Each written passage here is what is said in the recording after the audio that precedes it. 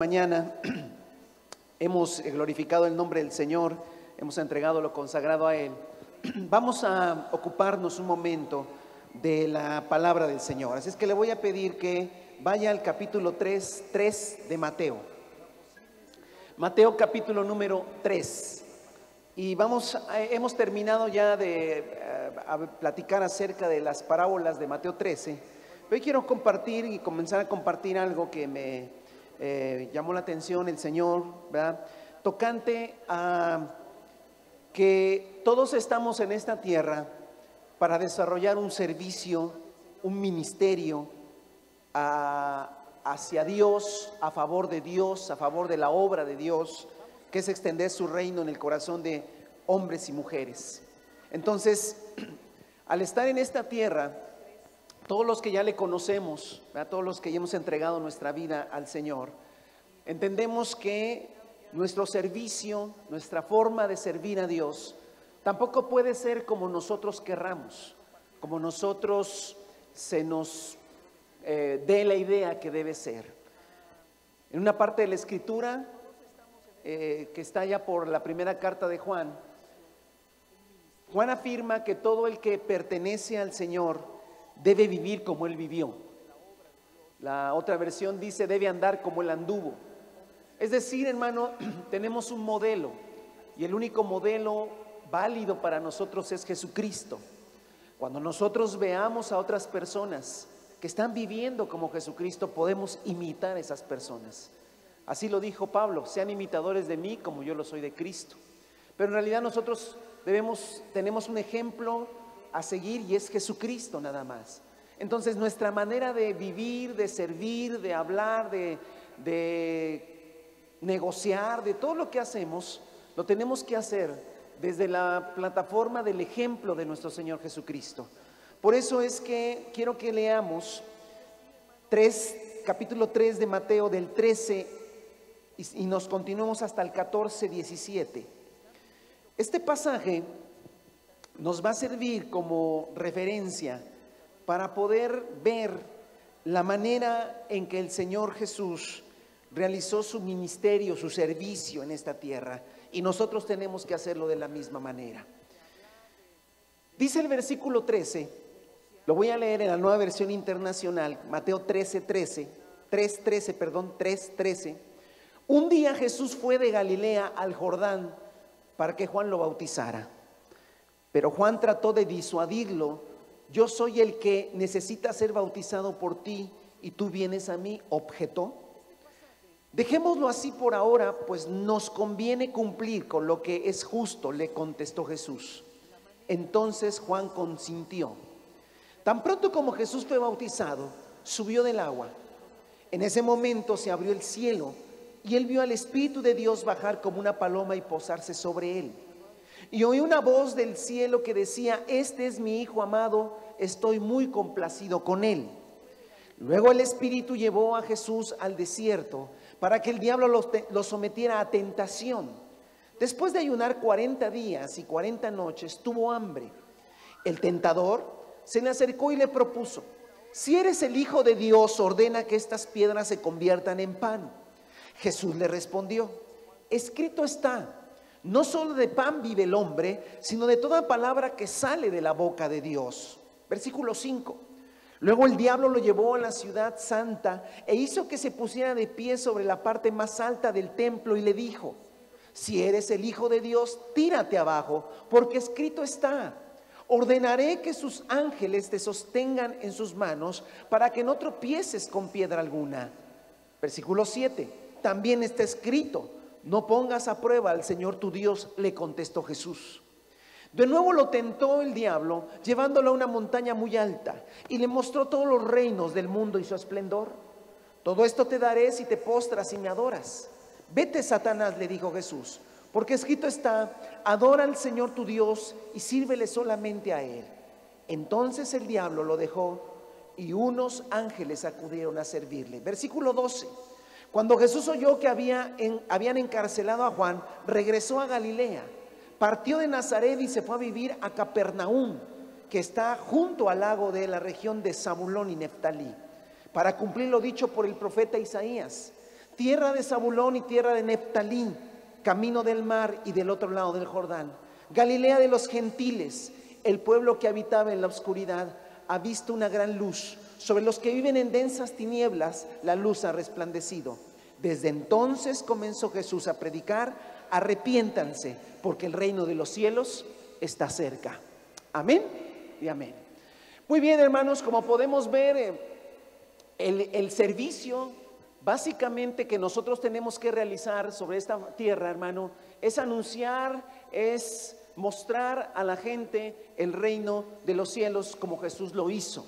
Pero quisiera irme, hermano, y ver dos cosas solamente en esta mañana que tienen que ver, hermano, con todo lo que pasó antes de que Jesús empezara a anunciar el reino.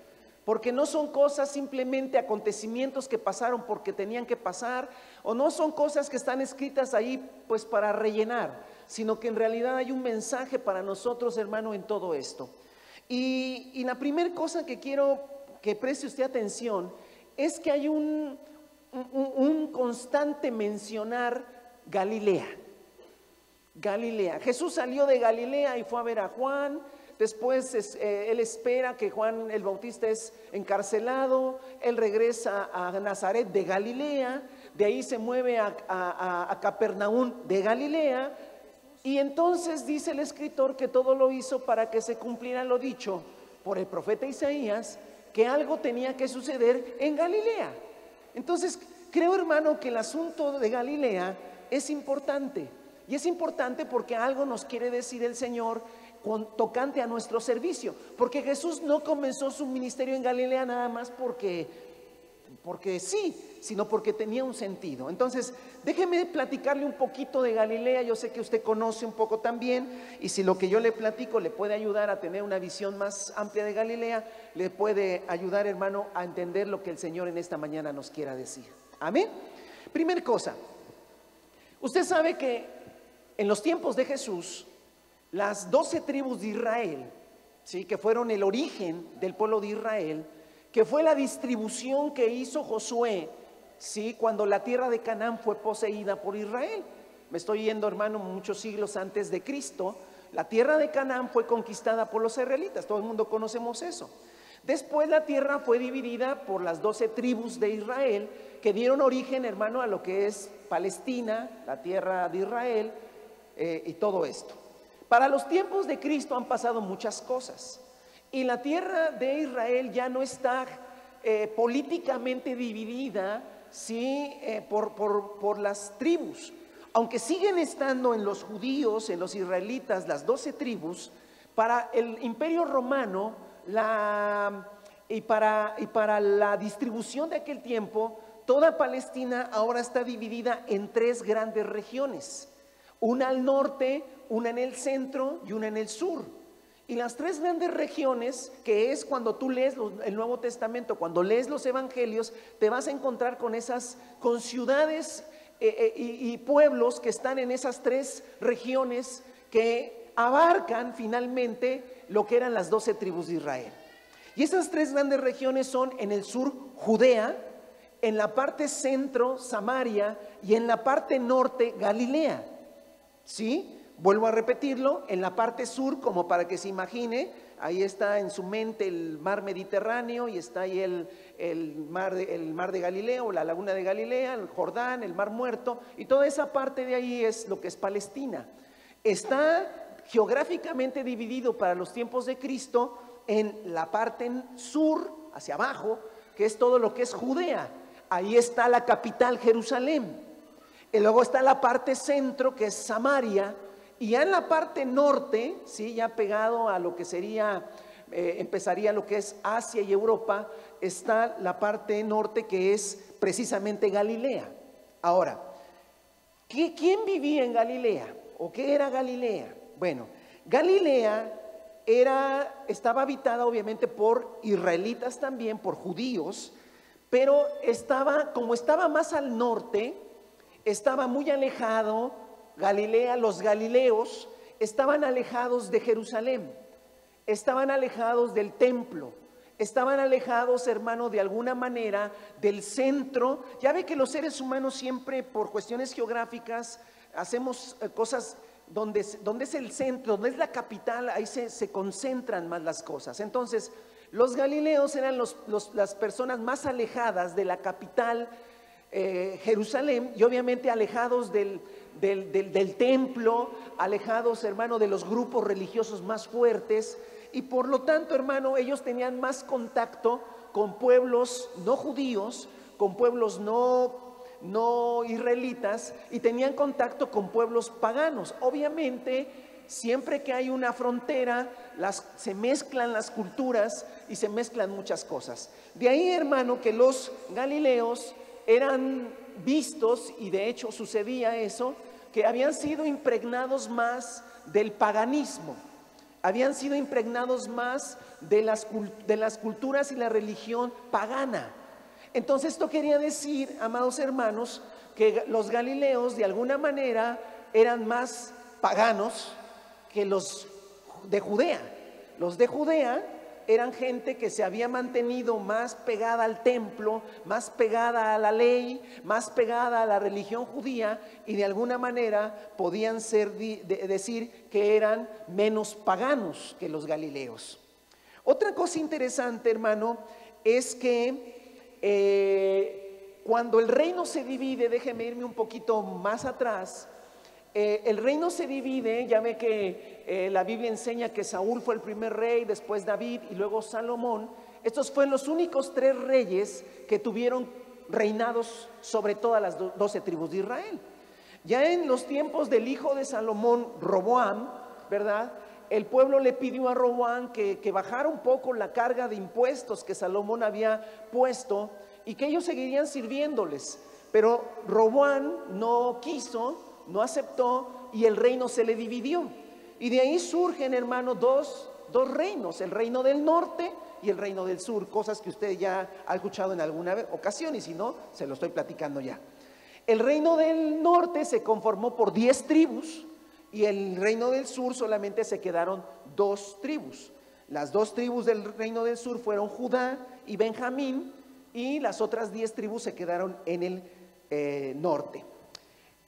Ya después se conoce al imperio del norte como Israel y al reino del sur como Judá. Jerusalén se queda en Judá, y entonces, hermano, el reino del norte comienza a ser un poco más fiel a Dios, y el reino del sur más fiel a Dios, y el reino del norte empieza a perder más rápidamente su identidad como pueblo de Dios, empieza a contaminarse con la idolatría de los pueblos que había alrededor, y en el año 700 aproximadamente antes de Cristo son invadidos por los asirios y son llevados cautivos. Entonces toda la región del norte, donde está Galilea, ¿sí?, es conquistada, y lo que hacían los imperios en aquel tiempo era llevarse gente conquistada y traer gente de la suya a vivir en los lugares ocupados, con la idea de destruir la cultura, destruir la religión, destruir la identidad de esas naciones para que no se rebelaran después. Eso sucedió, hermano. Entonces mucha gente no judía, no israelita, vino a habitar la zona norte de las 12 tribus de Israel. Y entonces más se volvió esa zona una zona pagana. O sea, seguía siendo Israel, pero era una zona pagana en realidad. La zona sur, Judá, aunque fue llevada cautiva también 2 siglos después, ellos sí regresaron, hermano, y no se contaminaron, no se mezclaron con otras naciones. No estoy diciendo que para los tiempos de Cristo todos los que vivían en Galilea eran paganos, no estoy diciendo eso. Lo que estoy diciendo es que obviamente en los tiempos de Cristo los judíos estaban repartidos en Judea, en Samaria y en Galilea, pero obviamente el ambiente religioso, social, era más pagano en Galilea que en Judea.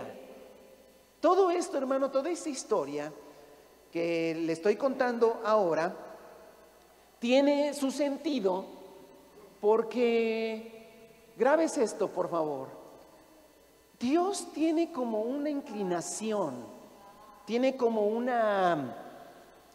siempre tiene un deseo Dios de usar gente que no debería ser usada. Como que tiene diría yo, esa inclinación, ese deseo Dios. Como que Dios se inclina mucho para los despreciados. Como que Dios le gusta hacer algo con la gente que no califica para las ciertas élites religiosas, sociales y humanas. Y eso lo va a encontrar usted en todo tiempo en la Biblia. Entonces resulta, hermano, que ahora sí que para acabarla de amolar, diríamos, para que se diera usted cuenta que Galilea no era la región más hermosa, primeramente estaba muy paganizada. Es más, desde los tiempos de Isaías, donde está la profecía que leímos, decía Galilea de los gentiles.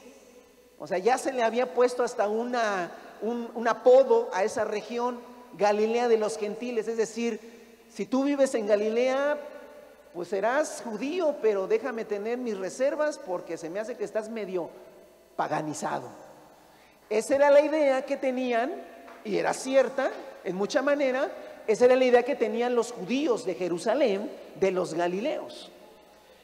Es más, los galileos estaban un tanto alejados, o mucho alejados de Jerusalén, de Judea, y la educación estaba más arraigada en Judea que en Galilea.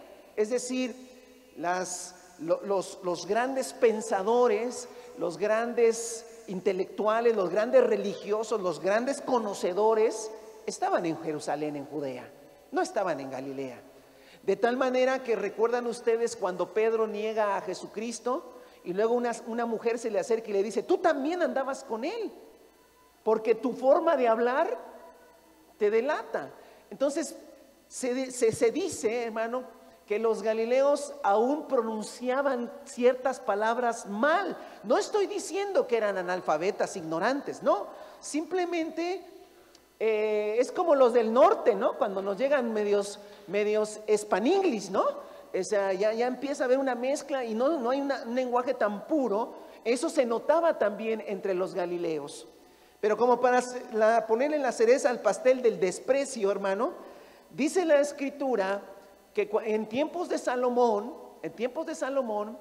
un rey le regaló a Salomón para todo lo que Salomón construyó, madera, mucha madera preciosa. Y dice, que la historia dice, hermano, que Salomón en gratitud le regaló 2 ciudades en Galilea. O sea, le regaló 2 ciudades a este rey. ¿Sí? Él le dio madera y le dijo: no, pues en gratitud te regalo 2 ciudades. Y le regaló 2 ciudades de Galilea. ¿Y sabe qué hizo este rey? No las quiso. Estaban tan feas. Miren, yo sé que usted no me cree, pero vayamos. No, si a mí me regalan 2 ciudades, ¿cómo no las va a querer? Bueno, pues que usted no es rey. Váyase a Primera de Reyes 9, porque este hecho nos va a abrir el panorama de cómo era Galilea.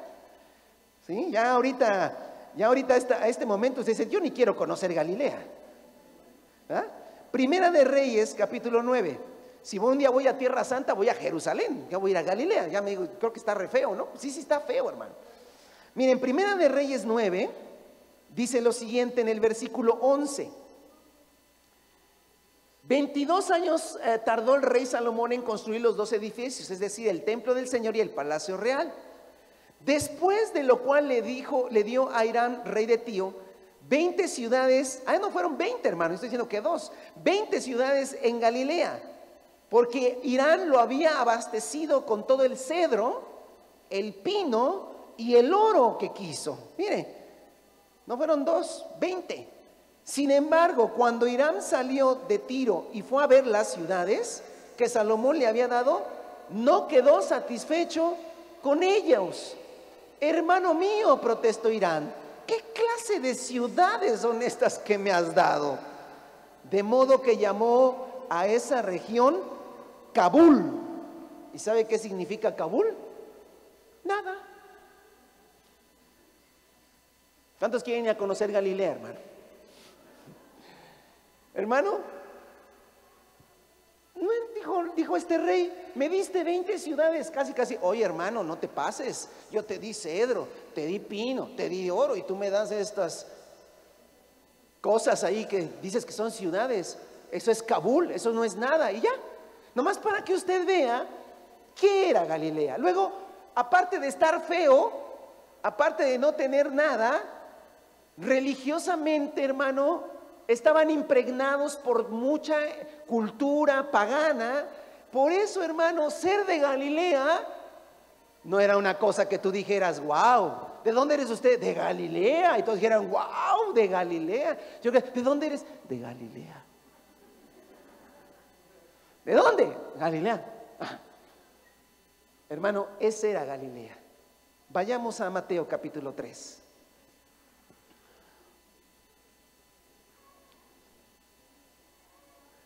Para los conocedores de la Escritura, hermano, ¿en qué región nació Jesús?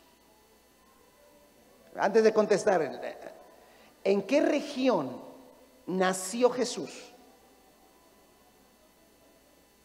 ¿En qué región nació Jesús? ¿Alguien se acuerda? ¿En Judea, en Samaria o en Galilea? No, nació. Nació en Belén. Acaba de pasar la Navidad, hermano, ¿qué pasó? No sé, que ya esté cenado y ni se haya acordado del... Jesús nació en Belén, en Judea. Jesús, a ver hermano, Jesús nació en Belén y Belén está en Judea. O sea, Jesús nació en la alta. Jesús nació en la alta sociedad civil, religiosa, ahí nació. Pero ¿dónde vivió Jesús? En Nazaret de Galilea. Cheque ese detalle. Y dice Mateo 3, versículo 13. De hecho, si usted lee los evangelios desde el principio, se dará cuenta que ahí nació Jesús y ahí vivió. Y un día Jesús fue, ¿de dónde? De Galilea al Jordán. Y el Jordán, la parte donde Juan el Bautista bautizaba, era la parte del Jordán que era Judea. Es decir, Jesús solamente fue a Jerusalén, a Judea, solamente fue cuando nació. Después ahí huyó a Egipto. Bueno, él no huyó, huyeron sus padres, regresaron y se fueron hasta Nazaret de Galilea, y ahí vivió Jesús. Alguna vez se registra que fue a Judea a una fiesta, a Jerusalén, estuvo ahí con sus padres, fue cuando se perdió unos días y estuvo en el templo, regresó y él vivió, hermano, en Nazaret de Galilea. Entonces el versículo 13 dice que un día Jesús fue de Galilea al Jordán para que Juan lo bautizara. Y entonces ya leímos la historia, Juan no lo quiere bautizar, pero Jesús le dice, me tienes que bautizar porque así conviene, etcétera, etcétera. Y es bautizado, se oye una voz del cielo que dice, este es mi hijo amado, y luego viene lo que es la tentación. ¿Quieres que se vaya al capítulo 4? Ahorita regresamos a los versículos, pero váyanse al versículo 12. Cuando Jesús oyó que habían encarcelado a Juan, se lo pongo de esta manera: Jesús desciende de Galilea, baja a Judea, se encuentra con Juan, es bautizado, se va al desierto, 40 días y 40 noches, ahorita vamos a platicar de eso. Termina ese tiempo de ayuno y oración y tentación y victoria del Señor, termina eso. Entonces él se instala, se queda, no se dice dónde se queda, pero lo que sí es cierto es que cuando Juan es encarcelado, a ver hermano, quiero que se lo imagine. Si dice la Biblia que regresó a Galilea, quiere decir que él se había quedado en la región de Judea. ¿Está bien? Se había quedado en la región de Judea. Fue bautizado en la región de Judea, ayunó en la región de Judea, y no se sabe cuánto tiempo esperó a que Juan fuera encarcelado, pero se entiende, se deduce que se quedó en Judea. Cuando es encarcelado Juan, Jesús sabe que llegó el momento de iniciar su ministerio. Va a iniciar su ministerio. Él físicamente está en Judea. Y oh sorpresa, en lugar de iniciar su ministerio en Judea y empezar a buscar discípulos en Judea, dice que se va a Galilea. Versículo 12, cuando oyó Jesús que había encarcelado a Juan, regresó a Galilea. Partió a Galilea, que sí, que regresó a su casa, a Nazaret. El versículo 13 me dice que llegando de Nazaret, porque ahí llegó a su casa, de ahí partió de Nazaret y se fue a vivir a Capernaum. Capernaum es Galilea. O sea, nada más fue de ciudad, se cambió de ciudad. Capernaum es una ciudad marítima a la orilla del lago de Galilea. ¿Sale? Entonces parte a Capernaum, que está junto al lago, en la región de Zabulón y Neftalí. Y la región de Zabulón y Neftalí son de las dos tribus que estaban más al norte. Las dos últimas, las que les tocó hasta el norte, fueron a la tribu de Zabulón y a la tribu de Neftalí, que después se volvió Galilea. Pero dice lo que dice el 14: para cumplir lo dicho por el profeta Isaías, tierra de Zabulón y tierra de Neftalí, camino del mar, al otro lado del Jordán, Galilea de los gentiles. El pueblo que habitaba en la oscuridad ha visto una gran luz. Sobre los que vivían en densas tinieblas, la luz ha resplandecido. Desde entonces comenzó Jesús a predicar: arrepiéntanse, porque el reino de los cielos está cerca. Hermano, Jesús a propósito, Jesús deliberadamente fue a Galilea para iniciar el ministerio de la predicación y de la implantación del reino sobre esta tierra. Y escucha, hermano, tal vez fue en alguna de esas 20 ciudades que el rey despreció porque estaban tan feas. ¿No le dice algo esto, hermano? Tenemos que conocer la Escritura, pero tenemos que conocer el corazón de Dios. Y si usted va a servir a Dios, y lo debe de servir porque para eso fuimos llamados, tenemos que empezar a entender una cosa, hermano: al Señor le gustan los menospreciados. ¿Alguna vez lo han menospreciado a usted? ¿O usted ha menospreciado? A Dios no le gustan los que menosprecian. A Dios le gustan los que son menospreciados. Porque, hermano, los sabios, los que debieron, según la óptica humana, ser discípulos de Jesús, y donde debió haber comenzado la predicación, donde Jesús pudo haber encontrado gente más preparada, hubiera sido en Judea. Pues no, allá va Jesús primero a vivir, ojo, a vivir. Jesús no vivió en Jerusalén, Jesús no vivió en Judea, se fue a vivir a un pueblucho llamado Nazaret. Y hermano, no diga pueblucho, hermano, le va a caer un rayo. No, es que era un pueblucho, Nazaret. Y luego, hermano, comienza en Capernaum. En Capernaum, hermano, donde los de Jerusalén dirían: ¿allá? ¿Allá? ¿No se acuerda cuando los fariseos debatían sobre si sí o sobre si no? Decían entre ellos: pero lee las Escrituras, nada bueno puede salir de Galilea. Galileo, es más, hermano, se dice que los judíos, cuando se querían ofender, le decían: pareces Galileo. Esa era la ofensa. Entonces, vean ustedes, amados, cómo Dios, y nunca se le olvide esto, si usted va a servir a Dios, nunca se le olvide esto, hermano: Dios siempre va a usar a lo vil y a lo menospreciado. Dios siempre va a usar, hermano, al humilde. Siempre, Dios tiene como un imán, o sea, a Dios le encantan los humildes. A Dios le encantan los menospreciados. O sea, como que Dios tiene un vicio con los menospreciados. Como que cuando dice Dios, ¿con quién? Ah, con este. ¿Se acuerda de David? Cuando su padre lo visitó, Samuel le dijo, oye, uno de tus hijos va a ser coronado como rey. ¿De veras que se pasó el papá de David? Pensó en todos menos en él. O sea, sí, se pasó. Yo creo que sí era como para traumarse. Imagínate que tu papá piensa en todos menos en ti. Y que le dice el profeta, no, este no es otro. Ah, pues ha de ser él, seguro que es él. Y ya pasan todos. Dice, ¿no tienes otro? Ay, sí, de veras, David. No, pero ese no creo. A ver, tráelo, pues ese era, hermano. O sea, el asunto ¿cuál es? En el servicio a Dios,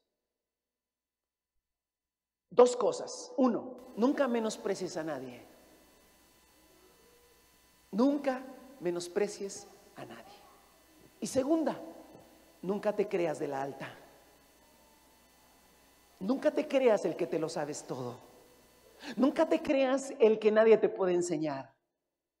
No te creas que tú eres de los que ya son maduros espiritualmente. Porque Dios puede comenzar usándote poderosamente y al cabo del tiempo dejar de usarte. Porque Dios como que tiene un imán con lo que es menospreciado, pero que también como que a Dios repele todo aquello que tiene que ver con soberbia, que tiene que ver con grandeza, que tiene que ver con cosas que yo soy grande, que yo sé, que yo conozco, que yo sí entiendo.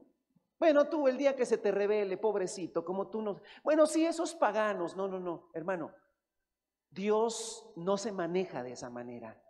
Y el Señor Jesucristo, a propósito, se mezcló, hermano, se fue a mezclar no con la élite, se fue a mezclar, hermano, con Galilea de los gentiles. Y luego se fue a ministrar, hermano, y comenzó a ministrar con Galilea de los gentiles. Y sus discípulos mayormente eran Galilea de los gentiles, es decir, eran galileos.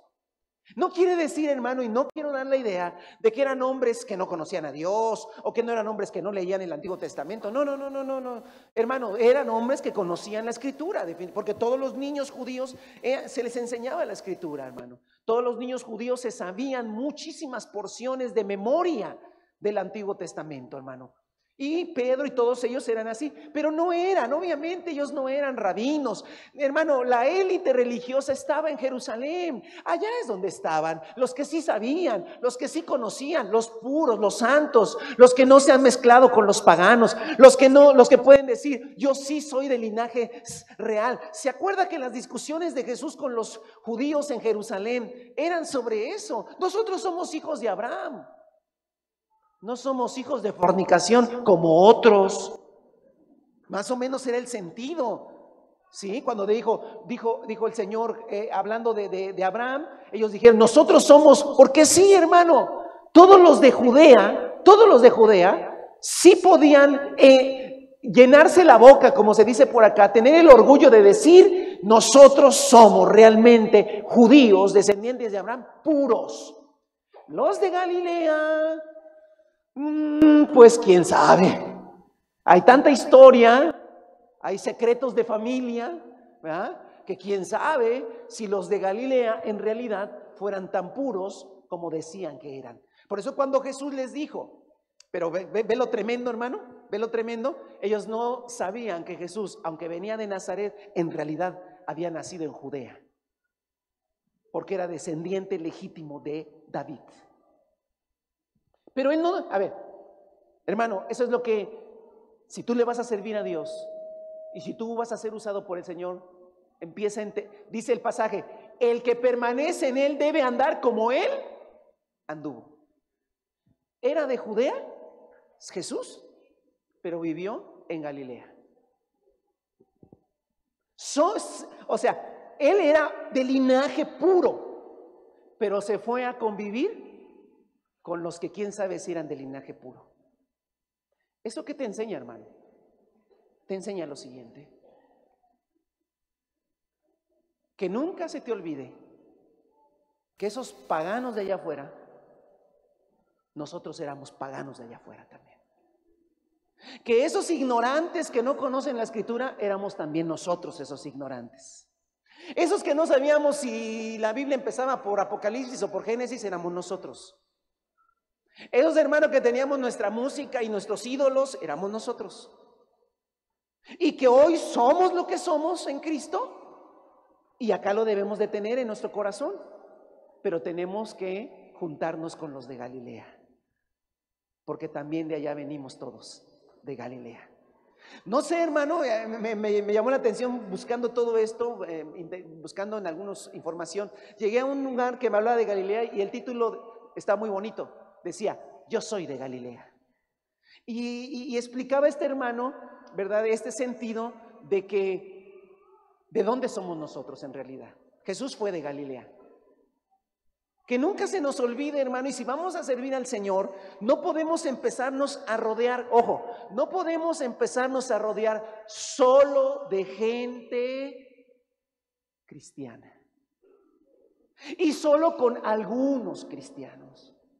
Y solamente con los que me entienden, porque platico con otros hermanos y ni me entienden la revelación del reino.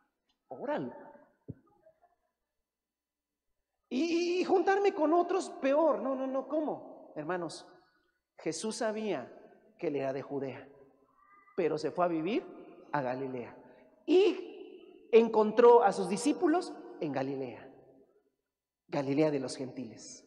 Hermano, a ver, quiero que me entiendas lo que te quiero decir. Si tú me sales con que tienes tus mejores amigos, la gente más que tiene una mayor comunión contigo, es gente que no es de la iglesia, tú tienes un problema. La gente, hermano, la gente que para mí es mi familia, que son mis hermanos, que son mis amigos, son la iglesia. Ojo, pero yo tengo que tener contacto con la gente de afuera. Debo ser amable con mi vecino. Debo llevarme con la gente con la que trato. En algún momento debo ser amistoso con la gente. ¿Me está entendiendo? O sea, sí, hermano. A ver, yo te digo una cosa. Si en tu casa has invitado en este año has invitado a, no sé, 5 familias a tomarse un café de la iglesia en tu casa, qué bueno, hermano, síguele, es bueno y teniendo esa comunión. Pero entre esos 5 habrías de invitar una vez al vecino. ¿Me entiende? ¿Para qué? Para predicarle el evangelio. Si se hay la oportunidad, y si no, tranquilo, se va a dar la oportunidad. Pero para mostrarte que amistoso. Imagínate a Jesús, ahí te va, imagínate a Jesús siendo de Belén, después yéndose a vivir a Jerusalén y luego salir de Jerusalén a ir a Galilea a predicarles el reino. ¿Verdad que no funciona? Porque van a decir, no, este es de Judea, ahorita nos va a venir con el rollo de que ellos son lo máximo. Ve el impacto que tuvo Jesús al predicar en esas ciudades, porque les predicaba a alguien de ellos, aunque en realidad no era de ellos, pero él se hizo de ellos para poderles predicar. ¿Está entendiendo, hermano, lo que el Espíritu le está poniendo en esta hora? Tú no puedes predicarle a la gente, o sea, sí puedes salir a las calles y hay que salir a las calles, a las plazas, tocar puertas, hermano, y hablarles de Cristo a la gente, hay que hacerlo. Pero escúchame, tú no puedes hablarle de Cristo, del reino de Dios, a gente que te ve que no eres de ellos. Pero si tú eres el vecino, eres el vecino amable, eres el compañero tratable, amistoso. Sí, tendrás que ponerte unos tapones en los oídos para no oír tanta cosa que dicen, pero eso significa vivir en Galilea de los gentiles, porque si no quieres escuchar absolutamente nada, pues vete a Jerusalén. Ahí encontrarás puro rabino que dirá, alabala. Pero en Galilea de los gentiles escucharás, ¿quién sabe qué? Entonces, ¿dónde quieres estar? Para lo que quieres hacer. Y Jesús se fue a Galilea a vivir y empezó en Galilea. ¿Y le creían? Sí. ¿Por qué? Porque era de Galilea. Porque había un conflicto entre Galilea y Judea. Amado, si queremos hacer la obra de Dios, tenemos que hacerla como Cristo la hizo. Eso no te estoy diciendo, agárrate tus cervezas y ponte, no estoy diciendo eso. Y con los vecinos, ponte ahí a bailar con ellos. Por supuesto que no. Pero si los vecinos cierran la calle, ponen sus carpas, sacan su sonido y la bocina directo a tu casa, ¿sabes qué hace un cristiano tradicional? Primero, se pone a orar para reprender todos los demonios. Segundo, si la reprensión no funcionó, llama a la policía. Oiga, vengan a quitar a estos que no me dejan orar. ¿Verdad que no? Hermano, pero resulta que te invitaron. Sal. Vecino, come con ellos. ¿Y a quién festejan? Al chamaco que cumplió sus 15 años. Órale, llévale hasta un regalito. Suena raro, ¿eh? No nomás vayas de gorrón a comer, lleva un regalito. Ya cuando empiece a ponerse la cosa ya media, bueno, nos retiramos, vecino. Felicidades, muchacho, y que Dios te bendiga. Bueno, es amistoso. ¿Quiere que le diga una cosa? En algún momento les preguntarán: oiga, vecino, yo pensé que usted no iba a venir. Sí, ¿por qué no? Pero usted no toma, ¿no? ¿Por qué? Ahí está, ya. Hermano, aprendas esta.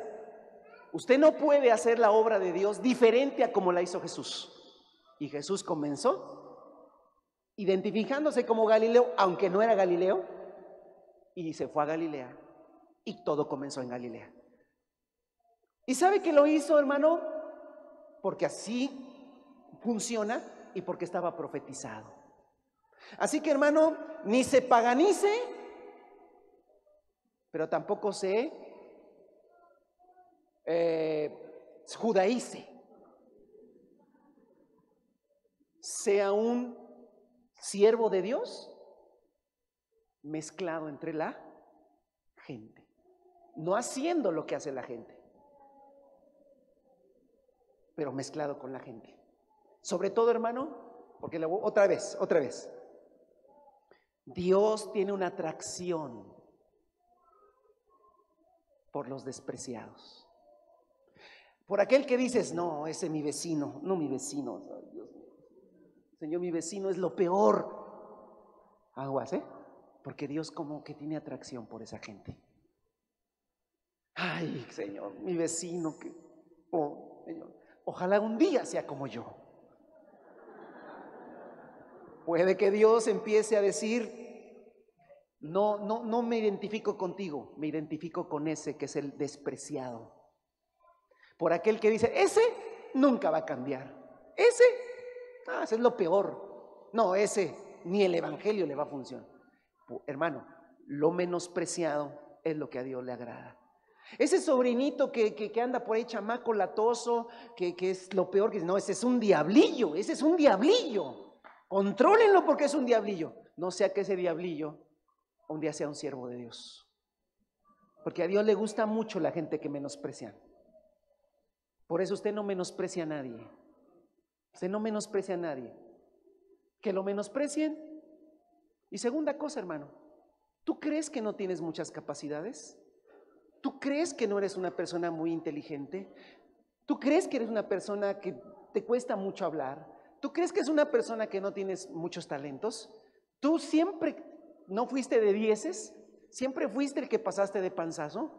Es más, reprobaste tercero y cuarto de primaria, es un secreto que nadie lo quiere revelar, pero reprobaste por ahí. La verdad es que, pues no, nunca fuiste brillante. La verdad es que nunca sacaste un diploma. Ok, Dios tiene una atracción contigo. Dios tiene una atracción contigo. Le gusta esa gente. La que digan, tú, hazte para allá, tú no. Dice Dios, tú sí. No, yo creo que él no, yo creo que él no. No, yo creo que él sí, pero él no. ¿Quiere que te diga una cosa? Dios se va con el que tú dices ese no. ¿Por qué Dios escogió a Jacob y no a Esaú? No lo sé, nunca lo he sabido ni quiero saberlo. Pero una cosa sí sé, que Esaú fue el segundo, no fue el primero. ¿Tú nunca fuiste el primero en nada? No, hermano. No. ¿No fuiste? Ah, bueno. Entonces Dios te puede usar a ti. No, hermano, la verdad no es por creerme mucho, pero yo sí fui de 10, yo sí fui primero en la clase, yo fui primero en todo. Desde chiquito me decían que era muy inteligente, que era muy brillante, y mi madre me decía que yo iba a ser una persona maravillosa. Ah, ok. Dios no tiene atracción contigo.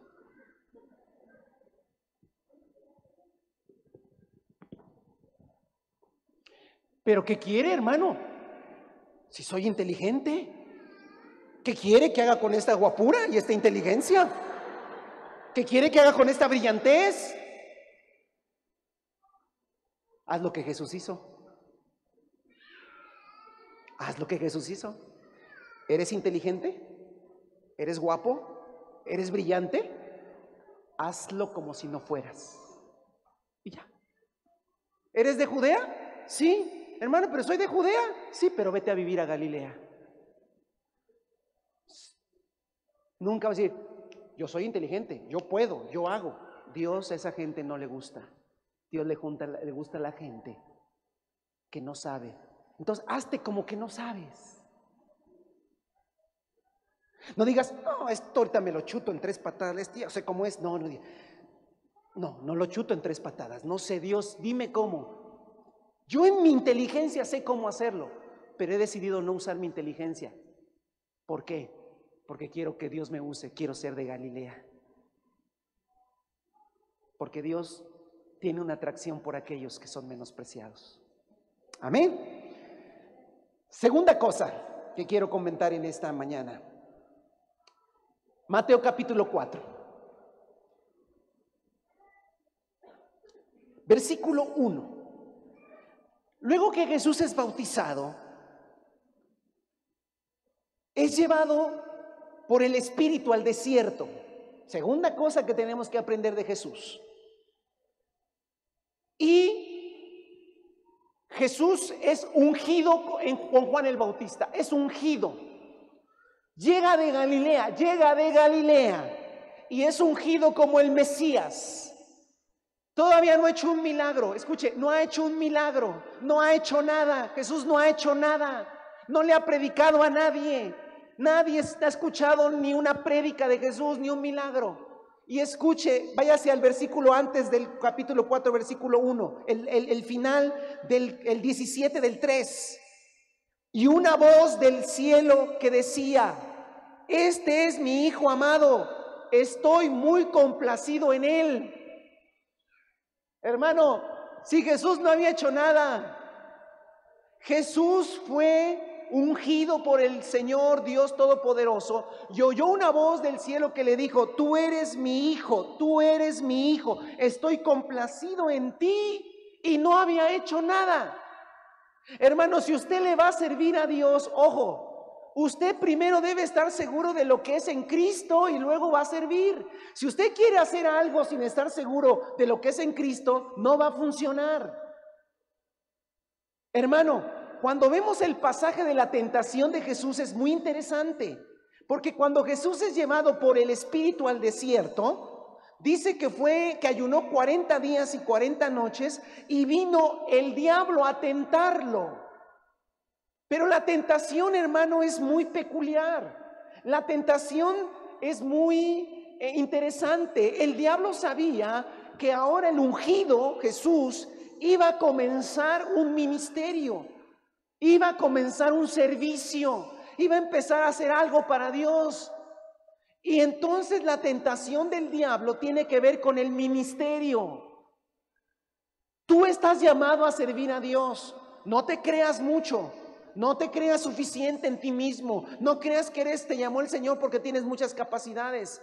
Te llamó el Señor porque eres menospreciado por los demás, porque no tenías capacidad. Por eso te llamó el Señor y por eso me llamó a mí. Luego, una vez que el Señor te ha llamado y el Señor te va a empezar a usar, ojo, el diablo te va a tentar, porque a Jesús también lo tentó. Pero ¿cuál es la tentación que el diablo va a traer? Porque si el diablo te va a tentar con pecados sexuales, si el diablo te va a tentar con ganancias deshonestas, porque si el diablo te va a tentar con falta de carácter, no, pues estamos hablando de otra cosa. Eso, hermano, se resuelve negándose a sí mismo y crucificando tu carne. Jesús no fue tentado en eso. ¿Pero en qué fue tentado? A ver. Luego el Espíritu llevó a Jesús al desierto para ser tentado, y después de 40 días el tentador se le acercó y le propuso: si eres el Hijo de Dios, ordena que estas piedras se conviertan en pan.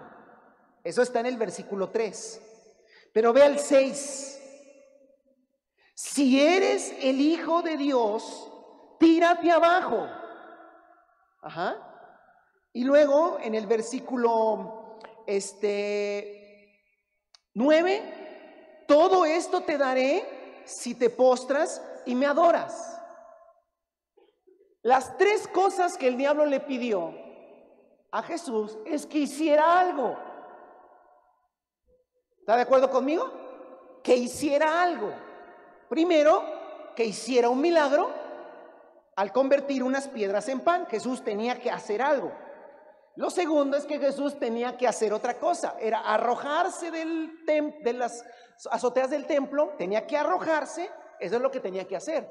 Y tercer cosa, tenía que arrodillarse, es decir, tenía que hacer 3 cosas. ¿Y sabe qué hizo Jesús, hermano? Nada. ¿Qué hizo Jesús? Nada.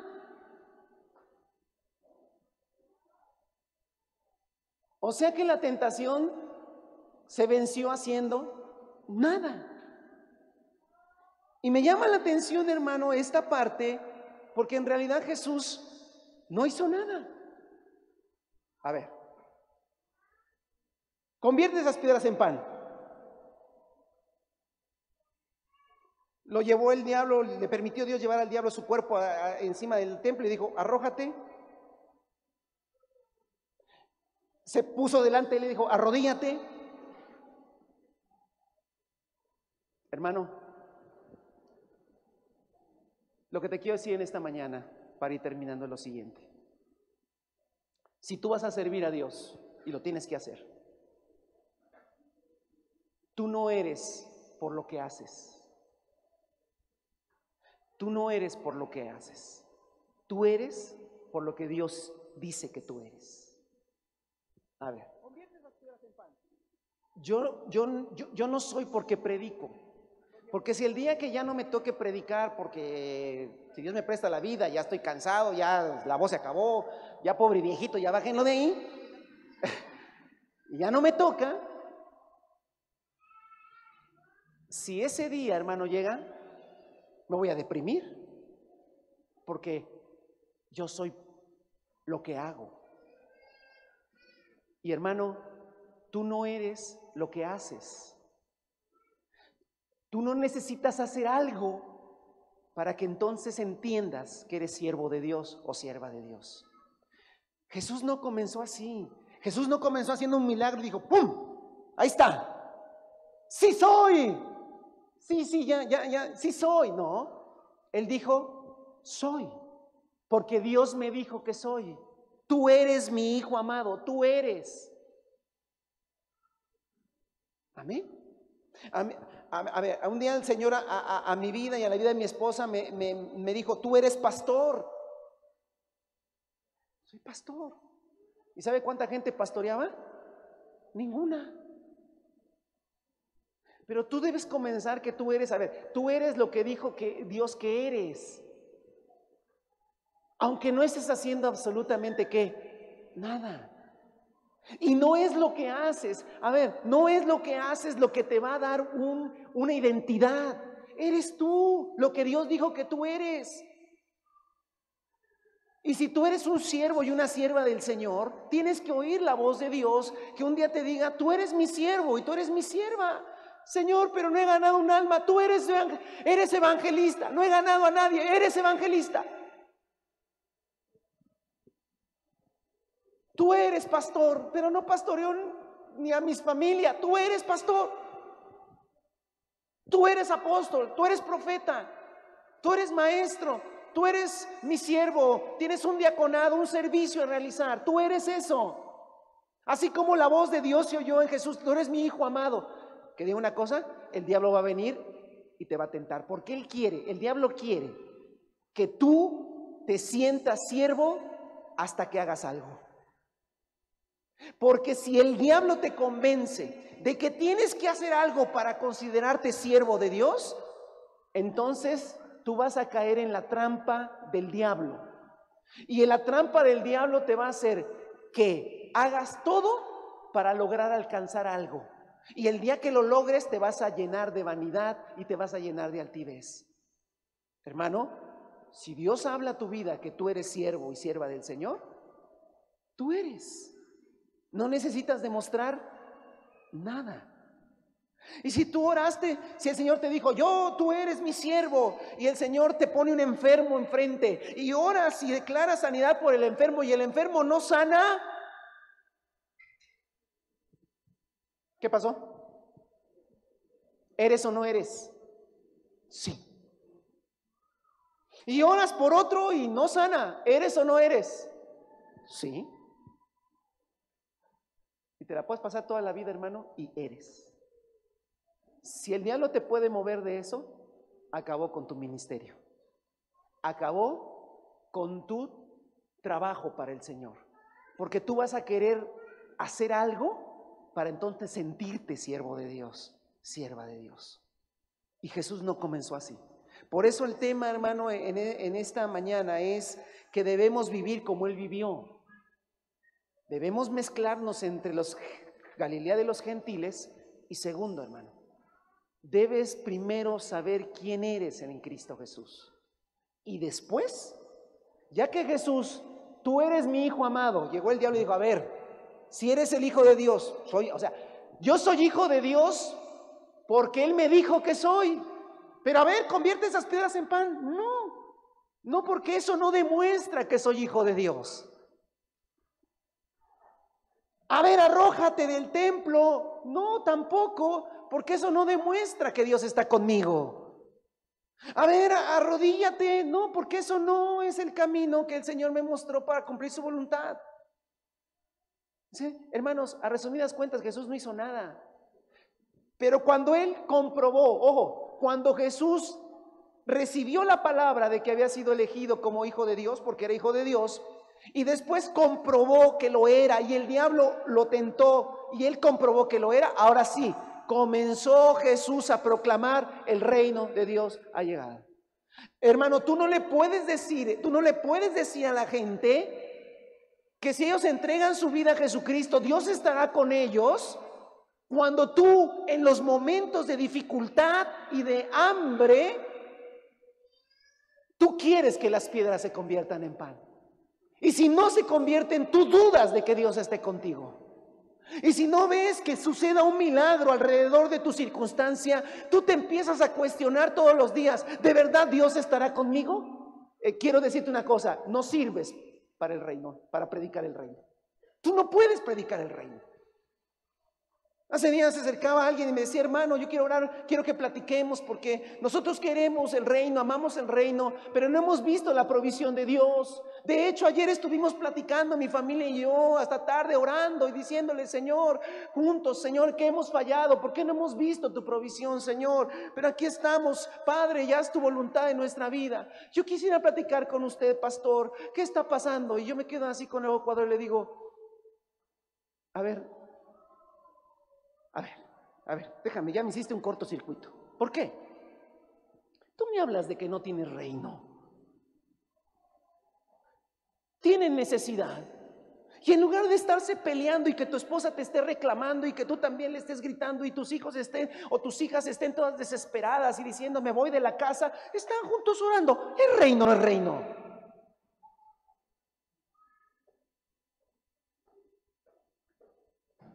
¿Ya me entendió? Eso es reino, hermano. Eso es reino porque en la circunstancia, porque otra familia en esa circunstancia estaría cayéndose en pedazos.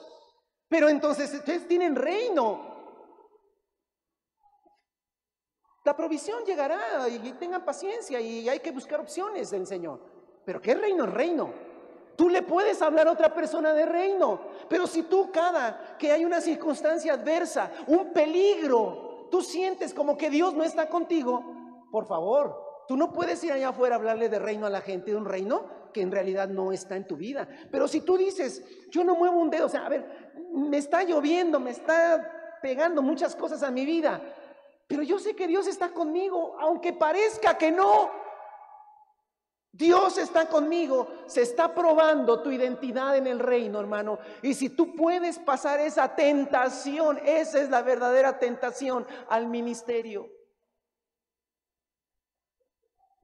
Amado hermano, cuando mi esposa y yo nos llamó el Señor al ministerio, siempre cuando ya nos casamos y nos designaron el lugar para que nosotros fuéramos pastores, nunca por mi cabeza me pasó el lugar donde nos iban a mandar. Yo esperaba pues una ciudad, no esperaba una congregación, van a dar un pequeño grupo de hermanos, no sé, en alguna ciudad, Orizaba, Córdoba, Estado de México, en alguna colonia, sin problema. No, tampoco yo quería el templo, no, donde nos mandaran. Pero realmente donde nos mandaron, hermano, fue una grosería.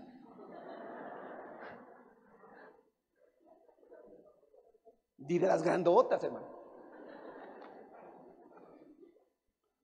Tanto que porque era la graduación de los estudiantes y te graduabas y te mandaban al lugar donde ibas. Ya mi esposo y yo teníamos 2 meses de casados. Y de repente, Jorge González, Landero y Cos, noroccidental de Veracruz. ¿Dónde será eso? Y yo y mi esposa nos veíamos y decíamos, 100 casaditos, hermano. A donde nos mande el Señor, no importa. Y siguen nombrando a uno y a otro y de repente pasa un hermano por ahí y dice, oye, ¿qué hiciste? Le digo, ¿por qué?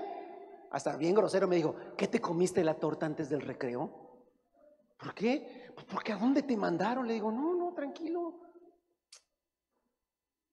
Y ya como me empecé a inquietar, dije, y luego pasa una hermana, esposa de mi pastor, y me dice, Jorge, ¿por qué te mandaron a ese lugar?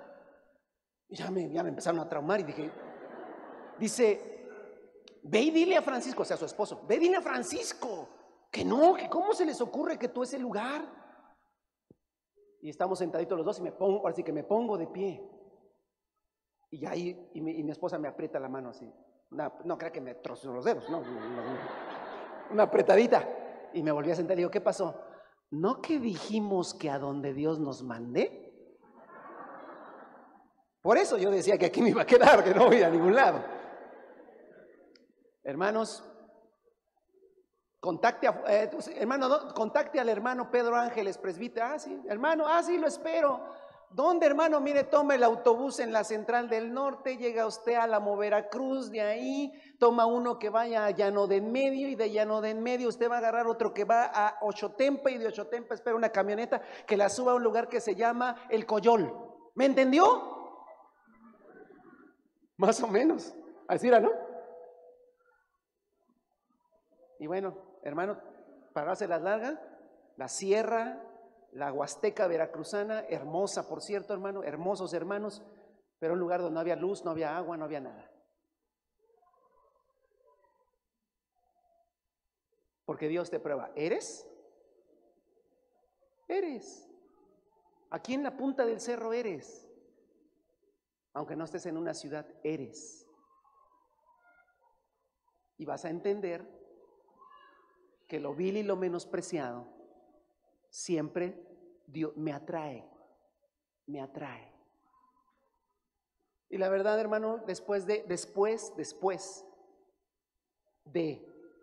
estar en ese lugar 1 año, 4 meses, supimos que ese lugar estaba vacío porque nadie quería ir, ni los siquiera de cerca de ahí querían ir a ese lugar. Pero fue un lugar tan hermoso, hermano, y unas experiencias del Señor tan maravillosas, con gente de Dios tan hermosa. Pero lo único que le quiero decir es lo siguiente, hermano: tú eres y no necesitas hacer nada. Y el diablo te puede tentar y decir: pero por favor, ¿cómo te mandan acá? Aquí nadie se acuerda de ti, nadie sabe que existes. Y sí, hermano, nadie sabía que existíamos, más que cuando bajábamos de allá. ¡Ay, todavía viven! Sí. ¡Ay, qué bien! Bien por ustedes. Hermano, pero Dios te prueba y te dice: tú eres, aunque no estés en una ciudad, aunque no estés con un micrófono, porque no teníamos micrófonos obviamente, hermano, no tienes nada, tú eres, porque yo te llamé. Así que, amado hermano, Dios nos prueba, y una vez que nos prueba nuestra identidad, Dios entonces te puede empezar a usar. Pero si ahora, porque las circunstancias allá arriba fueron hermosas, pero fueron difíciles, hermano, difíciles. Nuestra primer casa, hermano, no fue piso de tierra, no. Piso de tierra hubiera estado bueno, hermano. Era piso de lodo, porque la casa donde nos dieron para vivir era una casa que había estado abandonada y se había mojado. Y cuando nosotros íbamos a llegar, techaron solo una mitad de la casa. Pero usted sabe que cuando un terreno estuvo mojándose por mucho tiempo, tardan días. Entonces, cuando nosotros llegamos con nuestras cosas, y aquí van a vivir, gloria a Dios, abrimos la puerta y saca mi pie todo lleno de lodo. Ah, caray.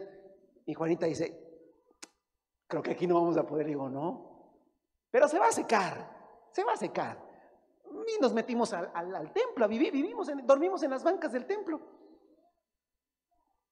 El siervo de Dios, graduado en el seminario.